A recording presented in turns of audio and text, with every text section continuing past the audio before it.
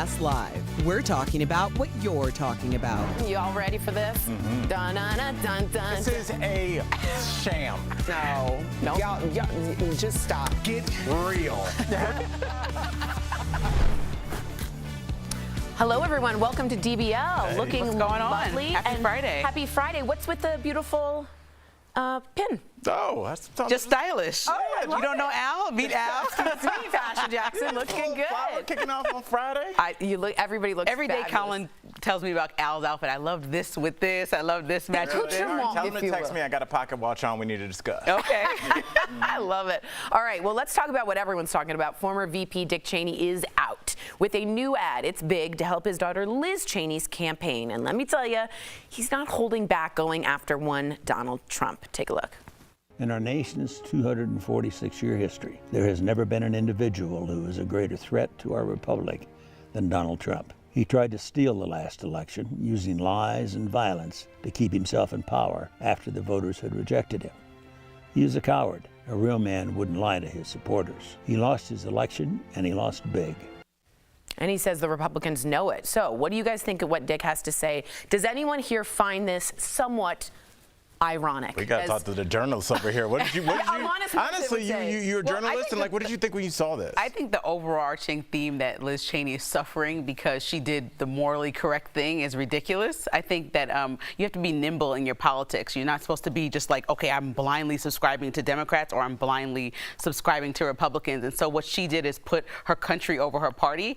And the fact that we're having this conversation that she has been basically is about to get defeated because of that is kind of ridiculous to me. And so even whether it's Dick Cheney or whomever speaking on her behalf, just to see those numbers is disheartening because I think forget about what differences we have because our political views, the basis is supposed to be the values of America, that we have of America, loving our country. So that is the thing that's really disturbing me, especially when the opposing candidate is saying that the election results are still not real. And that's still like an actual conversation in our country. That they're still having. Let me tell you, Al, she is 22 points behind Heather Hageman. Is that good? That is very bad. Okay, I didn't But know. she's raised more than $1 million over her opponent. This is sort of a Hail Mary to get her dad involved. This is what some people are saying about how ironic this is, though. Dick Cheney. And really quickly, is it ever good to get your dad involved? I'm calling You know my what I'm dad. saying? Like if you like after high school, like you had beef with a girl, and you're like, I'm gonna go get my dad. Everybody be like, oh, Lindsay's so cool, she got her dad. That's a wrap when you get your dad. Well, is it actually going to backfire? This is what people are saying. Dick Cheney's a war criminal who should spend the rest of his life in a military prison. Darth Vader comes out from under a rock and weighs in on Trump. So there's this one says, I have been critical of the Cheneys in the past, particularly the vice president, but I stand unequivocally with them on this issue. How do you feel? Does it feel ironic to you? I don't know if it feels ironic. I don't know if that's the word. I think the word is, this is a clear marker that this is no longer your granddaddy's or daddy's Republican Party.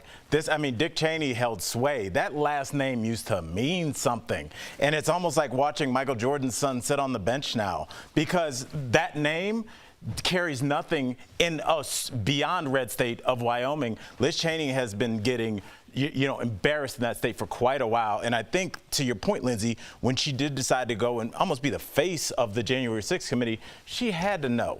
But another point to note is that Democratic groups have been funneling millions of dollars into the campaign or into like promoting and advertising the people who denied the election, so the opposing Republican candidate, which a lot of people think is going to backfire because they think that they have a better chance of winning against somebody who's quote unquote crazy versus their Democratic candidate. And so if you're putting millions of dollars towards them and they actually win, that tactic can be a losing tactic, and we'll just see. So some of these campaigns that we're actually seeing people gain traction is because of Democratic groups funding them also. That is a strategy. That is a strategy. I don't know about that, but just I'm for not saying context, it's a that's good also what's strategy. happening. That's insane. That's crazy. Think about it. You play the long game. She's absolutely right. So let me ask you this. What kind of hold does former President Trump have over the Republican Party, as you just said? Well, if Tuesday's primaries are any indication, he is still the kingmaker.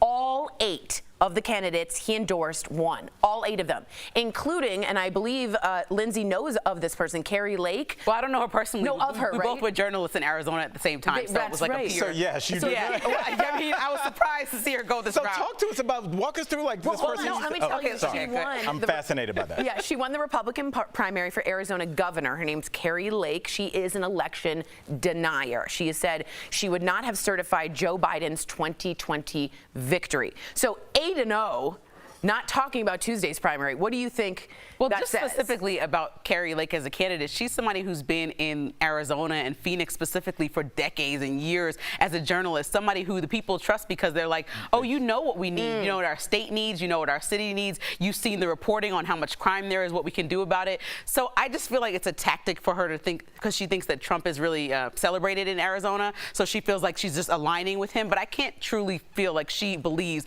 the election was still stolen as a journalist. Like, I'm disheartened that this is her stance that she's taking as somebody who's well respected as a journalist in one of the biggest markets in the country. It feels like number a play. 12. I wanted to ask you this, 200 Lindsay, because you're uniquely seated to answer this, spending so much time as you did in Arizona. Do you think that you could win in Arizona without being an election denier?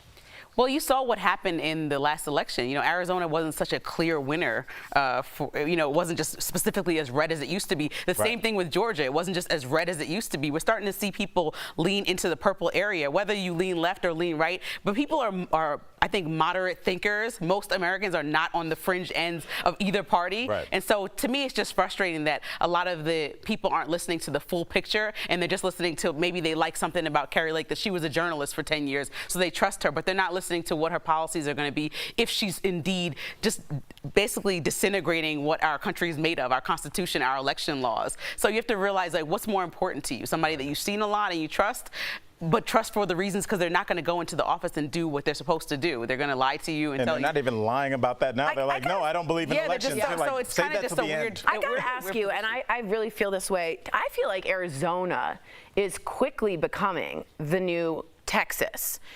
Deeply red. The McCain family was shut out, completely shut out.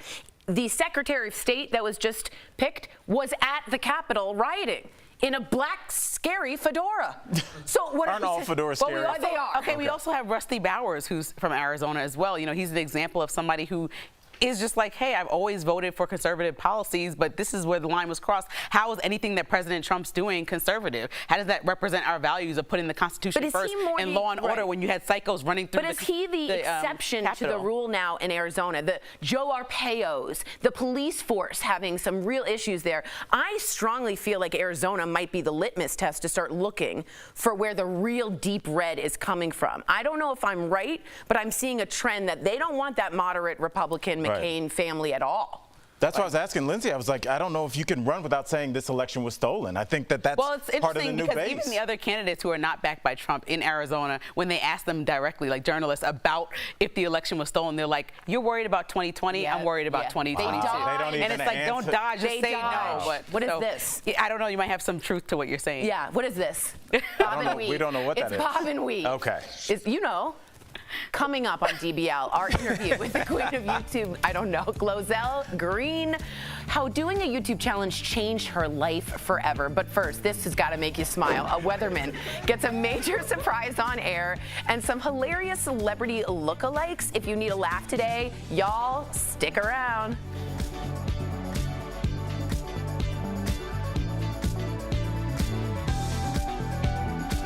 Closed captioning provided by I think it is one of those stories we're all going to be like, what?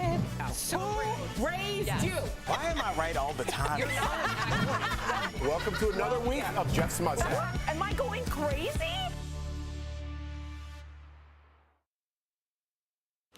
I tried to defend Arizona as well as Texas because my partner's from Texas. I lived in Arizona for several years. I feel like we get a bad rap, or people from there get a bad rap. I met plenty of moderate, positive thinking people that wanted the best for the country. So sometimes when I hear that people are like penalizing, let's say, Rusty Bowers for speaking up against what President Trump did in the election, then I find that disheartening, because I think that the common denominator should be that we all want some order in this country, for the Constitution to uphold itself, for us to all, have equality and equal, fair election results. So I don't know. It's kind of like a little bit crazy that this is happening. It's crazy, but I mean, Arizona has always marched the beat of its own drum. You know, did they were the ones that they didn't do daylight savings. Oh yeah. Right? They were like no daylight savings. They were last to ratify King's birthday. I know. And it sounds like I'm hating. I enjoy Phoenix. I've had fun in Arizona, but that's what I was asking. It's such a unique place because it's almost ground zero for the border war. And I would always think that would be the number one, A or B in terms of candidates, like how they feel about the border. But it seems like it's over the election denial and Trump support. So, well, I think when you break it up into two parties, you're asking people to completely change where they stand, let's say, on tax code and things like that, to go to another party for morals, which is the right thing to do, but then to disregard every other issue like inflation or anything else that you're voting on, that you might be voting for conservatives. So I think there's actually conversations about a third party of people who are just moderately in the middle, like what is happening? Like if the Republican Party is getting taken over by people who only blindly support Donald Trump, maybe let's move on and make a third one. And so there's actually like a whole New York Times article, like I get the name of the party, but of a third party that moderate people on both sides want to create. So.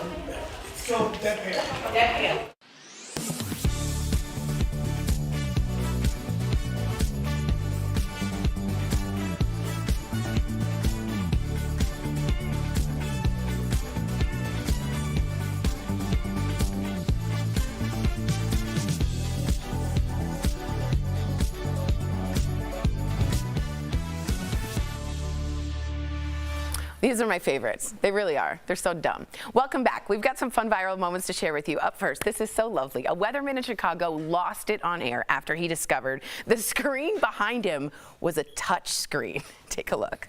Right now kind of hung up just a little bit. Oh, I moved the map. I didn't know I could do that. No way. I gotta try it. Hold on. Can you believe that? Just touch it. You can go anywhere you want. That's so cool. Can I zoom? Oh man, it's a great day. It's a great day. I was kind of here for that. Me like too. That's like when a 1-year-old touches this screen for the first time, but I wouldn't have known that. But you know when you're a meteorologist, like you really go to school and you learn how to like tell the opposite direction behind you and like behind me. And so the fact that you can just actually touch the right area where the state is or where the city is beautiful. It's I think so I never went to meteorology school or studied that, but I know meteorologists that have a very special skill of being because it's backwards coordinated, and unlike down. me. Yeah, that's right. That's right. Yeah, and then he goes, it tilts. You should watch the whole video. All right, a suspect in Georgia is going viral. Police are on the hunt for this man. He looks a lot like someone, Bradley Cooper. He's accused of stealing a rotary laser from a Home Depot. What is that? Are there any handymen in the house? I think it's like a ucha. No. One of those basement parts? I mean, is it? It might be. You know the glowing balls? Oh, yeah, like it moves, rotating. I don't know. One person online commented, it's hard times when Bradley is having to steal. Okay, question for you guys. Does it matter that he's going to be considered attractive? You saw what happened to that other guy who married the Top Shop lady. I don't know. Hot felon? Yeah. He's killing. He's a multi-millionaire now. I mean, we just did the female that was in jail. We were wondering if they should have TikTok or not. It does help to be an attractive felon. Remember the David Schwimmer? Remember this one? I think we have it for you. We have another one right there. That's the David Schwimmer. Wow. I mean, that is dead on. Yeah, that is. Can you imagine? I guess you read me my rights. That's pretty good. That's my Ross. Okay. We have another one for you. Check out this baby who went viral for looking a lot like Woody Harrelson. Wow. And get this, the actor, who I think sounds lovely, even wrote a poem and agreed. This is the poem for the baby. You ready? Ode to Cora, you're an adorable child, flattered to be compared. You have a wonderful smile. I just wish I had your hair. I like that. I do too. The mom should print out the tweet and frame it for the baby's room. I would love that. Yes, but the baby will have no frame of reference for Woody Harrelson when that baby's 18. Come on, then she's gonna think it's vintage. Cool kids rediscover things that we already knew, and they're like, oh my God, vintage, like Kiss T-shirt. I mean, it's cute. I think it would be more for us. I think my question with that whole thing was that a haiku? It was, I think, attempt. But my question is it an insult to say your baby looks like Woody Harrelson? That I baby feel looked like Woody Harrelson. And we have conversations about babies. Like, babies just are like blah, mush for a while, and they're just going to look how they're going to look. Like, everybody needs to just understand your baby's going to be beautiful when they grow up. They're going to grow into a grown, beautiful person or handsome person. And just when they're little, they're a blah, and that's just that, okay? Accept the reality. All right. We think it was more of an ode than a haiku to Cora, but we think she absolutely looks beautiful. But not, what's a sonnet? I don't know. A sonnet is like, how on Summer's Day, what is that? Midnight Summers. No, I know it's Shakespeare, but it's sonnet. I am the content. How can I compare thee to a summer's day? You know, you guys lost me with this entire. I don't know. I don't know what you guys are talking poem, about. if you will. Oh, All right. okay. Coming I'll up do a little learning. on DBL, we'll go into stanzas next. We come up with YouTube star Glozell Green. She told us the viral challenge she never recovered from that you should not try at home. Yeah, guys, the average mortgage rate as of June 28th sat around 6.5%, while the highest savings account rate sat around 1.65%. So why are these two rates so different? Let's verify.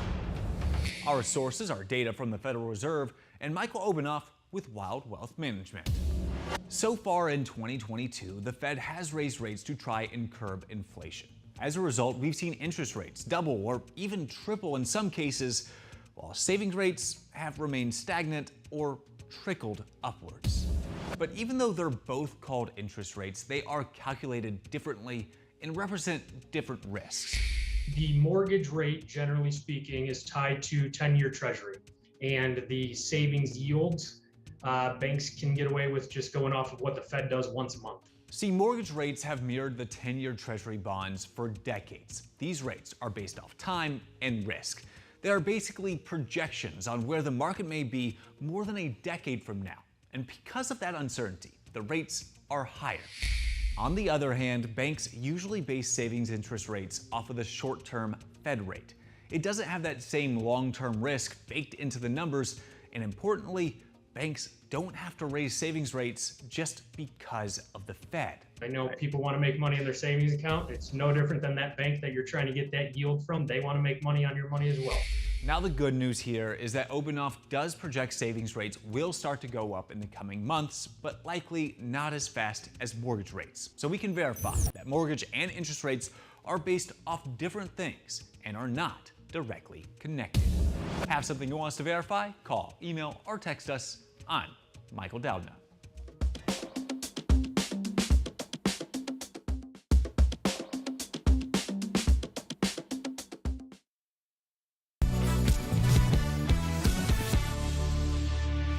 Okay.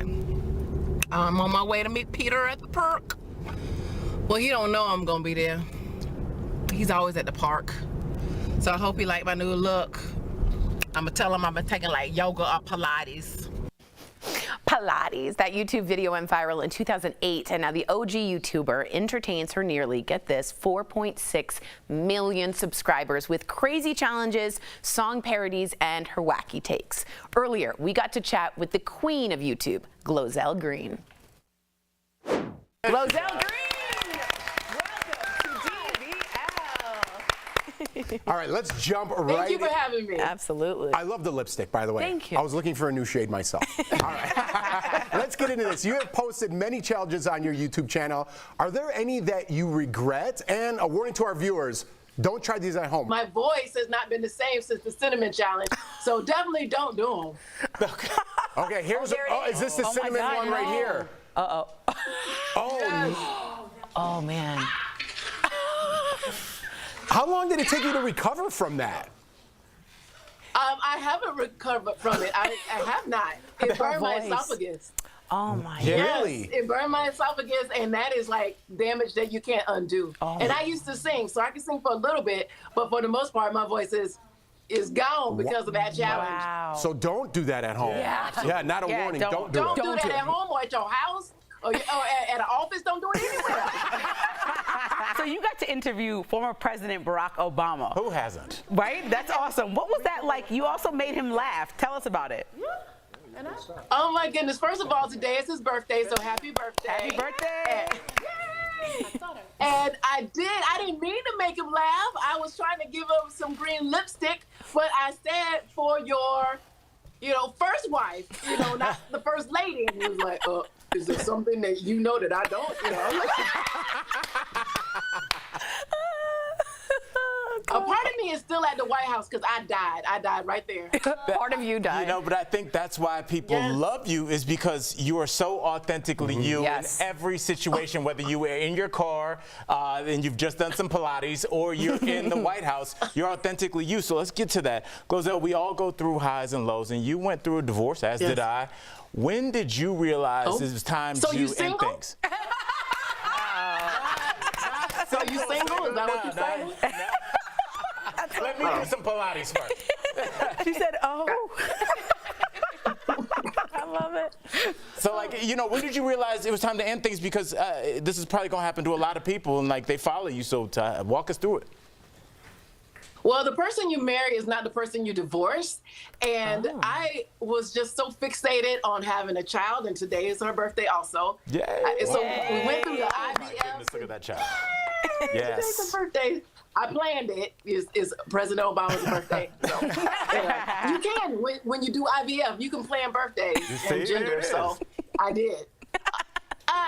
You know, you try to make things work because you took so long to have a kid, and then you're like, now I'm going to break up the family, so to speak. But you have to do what makes you happy. When my daughter's like, you're not happy and y'all not talking, I'm like, okay, but something needs to be done. Yeah. And it was hard because, you know, you want to keep face, and it's just so prestigious to be married, but, you know, it looks good on Facebook.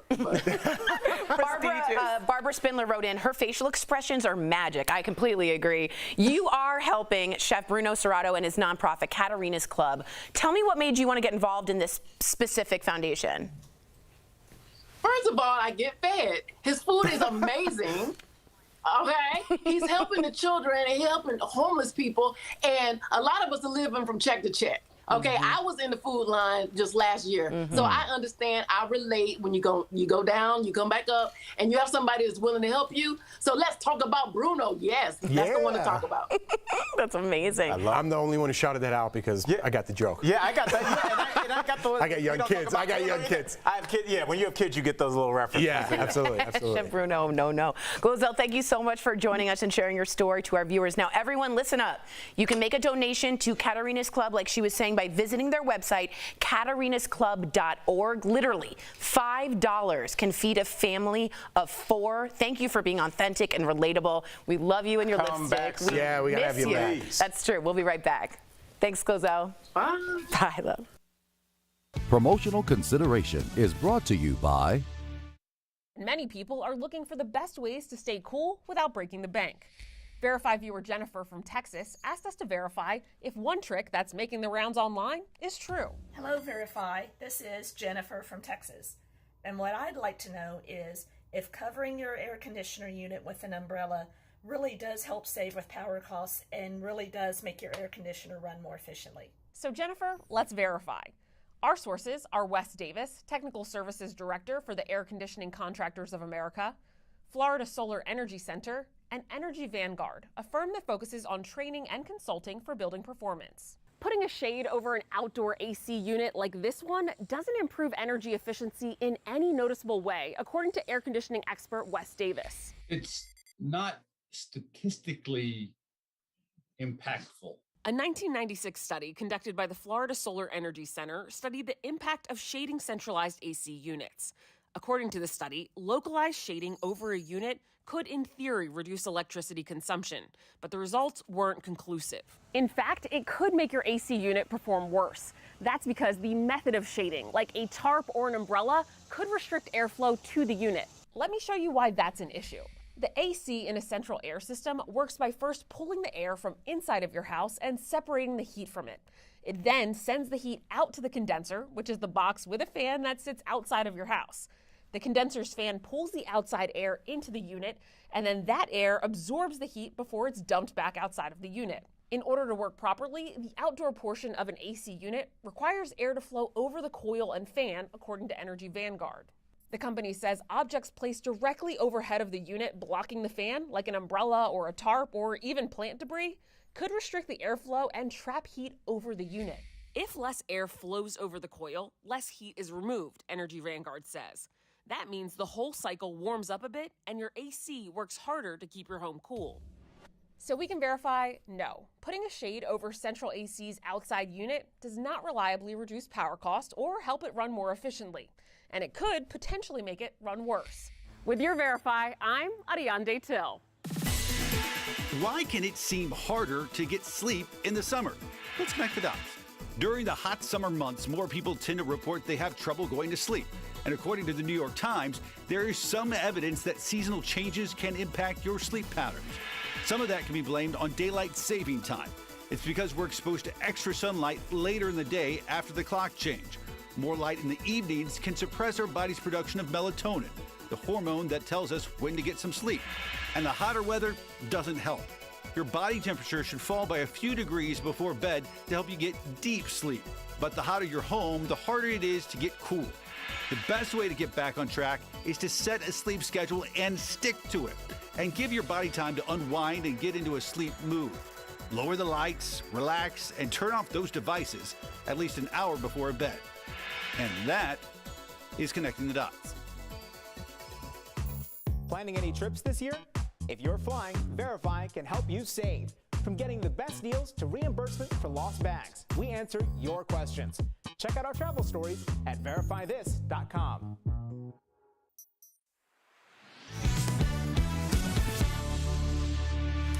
Welcome back. Spending hours on your smartphone probably isn't good for your mental health if it's not watching DBL. But did you know it could also be harming you physically? So it's time for some joint and muscle support brought to you by Omega XL. If you experience pain in your pinky, your finger, your thumb, your neck, or your elbow, it could be your smartphone's fault. Holding it for hours will stress out that hand and the joints and muscles. Fortunately, taking a break from your phone to straighten, stretch your arms will help alleviate the pain. But if you're already feeling that tingling or like a little numbness in any of those areas, it's really a good time to actually see a doctor. Omega XL has improved the lives of millions of consumers, supported by 30 years of clinical research. Omega XL's powerful and proven benefits have transformed the lives of athletes, celebrities, and dedicated daily users. Call 1-800-686-5325 or visit OmegaXL.com for more information. Now, shocker, I was wrong about something. What's that? The Bradley Cooper criminal that was stealing a rotating laser. I thought it was one of those uncha things you put in your bed. Like Wait, is that the laser on the cart? Yeah, I think so. Yeah. He's trying to steal that boldly? Yeah. Wow. Not even covering. Yeah, that's different. Now, tell me what it is. Oh, okay. It's actually for our wonderful cameraman, Ira, broke it down for us. It's not for the party, unfortunately, Lindsay. Not a disco ball. Right. It's for leveling things for contractors. So it's a laser that goes around the room to make sure windows and doors and everything's level. So yes, some lasers are boring. Like that one. Good luck to Mr. Cooper. His doppelganger. We hope he survives whatever happens. I wonder if Bradley Cooper's offended by this comparison. I wonder too. Or Woody Harrelson. Or anybody, right? I agree. I think the Woody Harrelson was close. The Bradley Cooper, that's not. Is a stretch. Usually when somebody says, oh my God, this person looks just like you, it's the worst diss of all time. Really It's never a good thing. I stopped doing that because no matter who you say, people are offended. Oh yeah, it's never very good. strange. Someone said it looked like Splinter the rat from Teenage Mutant Ninja Turtles. Wow. DBL is That's new. a bit much. Every day I'm in therapy. We'll see you Monday, same time, same place.